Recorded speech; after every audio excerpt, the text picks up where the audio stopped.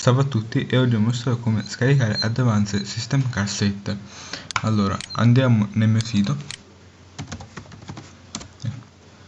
eccolo qua, questo qua è il mio sito, abbiamo qua Advanced System Car Set.0. allora vi scaricate questo archivio RAR, ovviamente dovete avere WinRAR, altrimenti non vale niente. Quindi una volta installato, quindi andiamo qua, estraete la cartella e uscirà questo. Quindi abbiamo questo file, sì, attendiamo un pochino, eccolo qua il download. Adesso appare la finestra,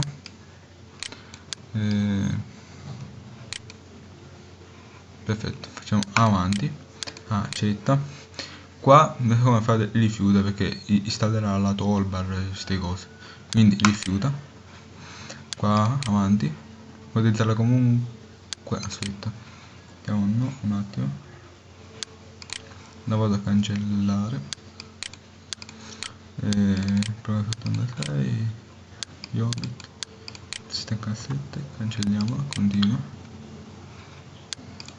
a posto, facciamo avanti, questo lo rilevo io, avanti, sarà l'installazione che non è molto lunga, fine, ed ecco qua il programma. Allora adesso qua aprirà questo sito qua, chiudiamo, facciamo avanti, no, indietro, ok, avanti, italiano, avvia adesso, ed eccoci qua ragazzi, questo qua è il programma. Facciamo aggiorna ora, inserisci una licenza, adesso attendete un attimo, aspettate, devo fare una cosa, quindi apriamo una cartella key.txt,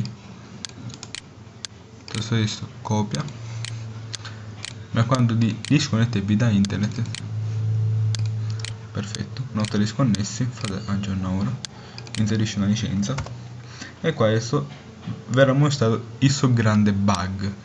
Facciamo registra ora, impossibile connettere server, e come vedete sarà pro, come vedete. Adesso potremo anche modificare un po' qualcosa, potete fare tutto quello che volete. Va bene, quindi adesso potete fare anche analizza e fare e dire. Adesso qua avete questa qua, la licenza qua attiva, e avete un anno a disposizione. Quindi vi ringrazio per l'attenzione, iscrivetevi e commentate. Ciao al prossimo tutorial.